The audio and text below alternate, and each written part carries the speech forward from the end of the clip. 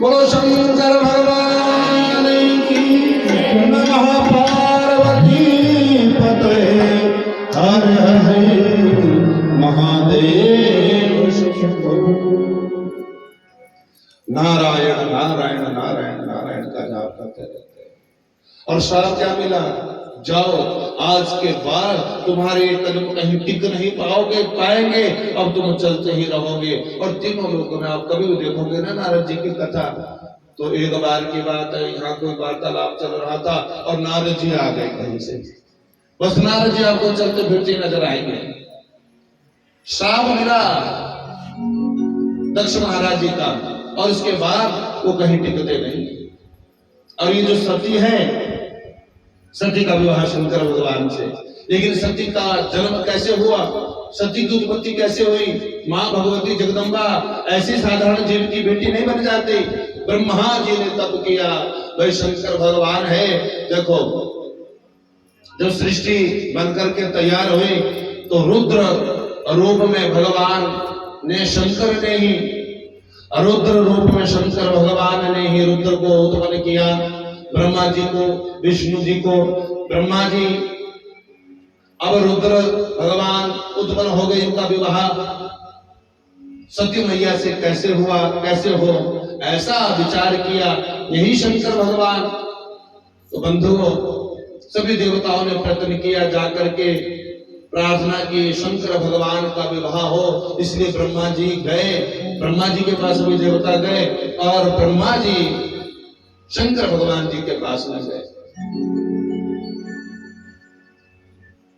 भगवान का आशीर्वाद मिला, बोले मेरा तो विवाह होगा, लेकिन उसके लिए कन्या भी तो चाहिए। अब कन्या की प्राप्ति के लिए ब्रह्मा जी, जो मूल प्रकृति है भगवान की, जो कभी उनसे अलग नहीं होती, जो शिव की ई है, शक्ति है, जिसके बिना शव बन जाता है, शिव को जो शक्ति प्रदान करती है, उस शक्ति का आराधन करने लगे।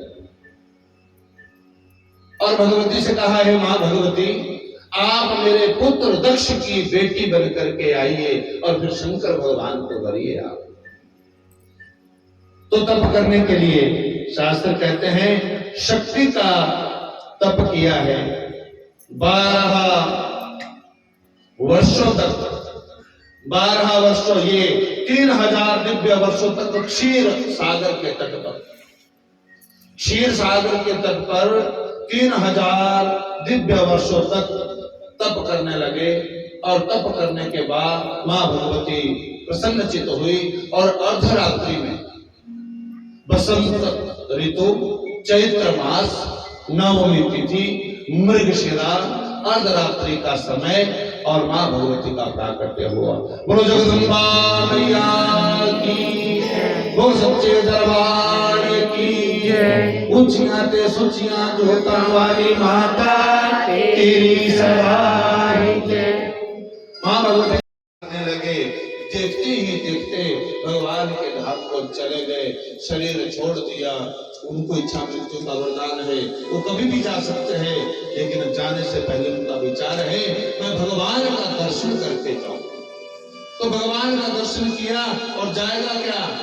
आत्मा परमात्मा में मिल जाती है। उनके शरीर से वो दिव्य ज्योति निकली, वो आत्मा निकली और परमात्मा में विलीन हो गई और भगवत कृपा उनको प्राप्त हो गई। बोलो शंकर भगवान की। ये है छठी भक्ति प्यारे। सातवीं भक्ति है बंधन। और बंधन कैसा? यहाँ भगवान का बंधन करने के लिए, पूजा करने के लिए कई बार हमें बड़ी परीक्षाओं से गुजरना पड़ता है, परीक्षा देनी पड़ती है। एक बार का वर्णन कि भाई एक जमुनादास नाम के भक्त हुए, जमुनादास नाम के भक्त। तो बाजार में चले गए, आज शिव जी की पूजा करनी है, फूल नहीं मिल रहे। आजकल तो फूल काफी है ना, एक मौसम थोड़ा ऐसी आती है पीछे जब फूलों का भाव हो जाता है, फूल नहीं मिल रहे थे और आज पूजा करनी है, फूल लाने हैं, तो शिव जी के ये फूल चढ़ाना है। तो चले गए जहां पर फूल बेचने वाला था, उसके पास अब एक ही फूल बचा था, बहुत बड़ा फूल था, सुंदर फूल था। और जैसे ही वो आया, बोले महाराज ये फूल मुझे चाहिए। बोले कितने का है? बोले 5 रुपए का है। अच्छा महाराज लो। ये 5 रुपए अभी निकाले ही थे और उसी समय एक और भक्त आ गया वहां पर। अरे भाई ये फूल मुझे चाहिए। अब ध्यान से सुनना, वो जो दूसरा भक्त था उसके लिए वो फूल अपने भगवान को नहीं देना था, अपनी मासूका के लिए देना था। वो किसी से प्रेम करता था तो उसके लिए फूल चाहिए था।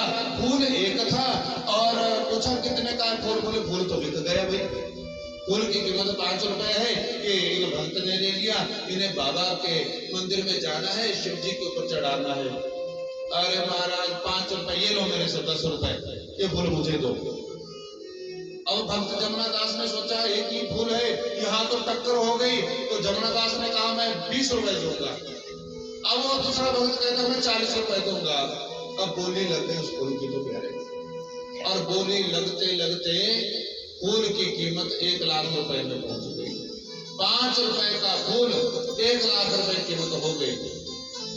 और 1 लाख रुपए की बोली जब लग गई तो उस समय क्या हुआ, जिसे वो अपनी माशूका के लिए फूल ले जाना था, उसने सोचा अरे 1 लाख में तो कितनी माशूकाएं मिल जाएंगी, छोड़ो उस फूल को करे। ऐसा विचार उत्पन्न हुआ, फूल छोड़ दिया। लेकिन वो भक्त जो भगवान के लिए, जिसने अपना सर्वस्व लुटा दिया, अपनी सारी प्रॉपर्टी जगह जमीन सब बेच दी एक फूल के लिए, और उस फूल को लेकर के आया, बाबा के पास चढ़ा दिया, बाबा की पूजा की, आंखों से अश्रुपात होने लगा और भगवान ने बता दिया अरे तूने जिस कीमत से ये फूल चढ़ाया है ना, मैं तुम्हारे फूल के वजन को, भार को सहन नहीं कर सकता।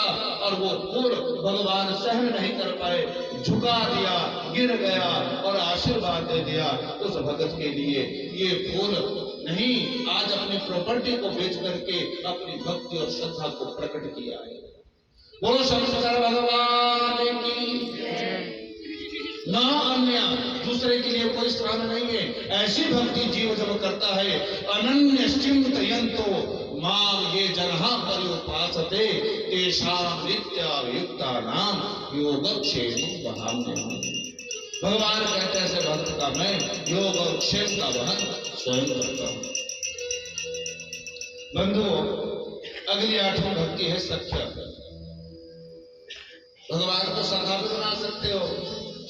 द्रौपदी ने क्या बनाया? सखा, मित्र, यार। कृष्ण भगवान को यार बनाया, मित्र बनाया। और मित्रता भगवान ने कैसे निभाई? एक बार ऐसा वर्णन आता है, पूरे 16,108 पटरानियों के साथ मिलकर के भगवान बैठे हुए उनके बीच में, और उनकी उंगली कट गई। भगवान की उंगली कटी, सब दौड़ गए पट्टियां लाने के लिए, भगवान को पट्टी बांधेंगे। लेकिन तब तक द्रौपदा ने अपने साड़ी के पन्नू को फाड़ दिया और भगवान की उंगली को वो बांध दी, पट्टी कर दी। तो भगवान कहते वो किसी का ऋण नहीं रखते। उसमें 99,99,99,900 99 धागे थे। भगवान कहते हैं एक एक धागे के बदले में एक एक साड़ी दूंगा। समय आया, भरी सभा के बीच में जब नग्न किया जा रहा था, आहा, कृष्ण कृष्ण एक नहीं जिसके 5 पति हो, और पति भी कैसे, महारथी, जिनका नाम सुन करके सब थर थर कांपते हैं। लेकिन एक भी पति काम नहीं आया, सब सिर झुका करके बैठे हैं। जब पत्नी के ऊपर विपत्ति आई, पति हो संसार का कोई भी जीव हो, उस भगवान के अतिरिक्त इस संसार में हमारा दूसरा कोई सहाय नहीं प्यारे। भगवान ने साड़ियां प्रदान की, द्रौपदी का दुख दूर किया।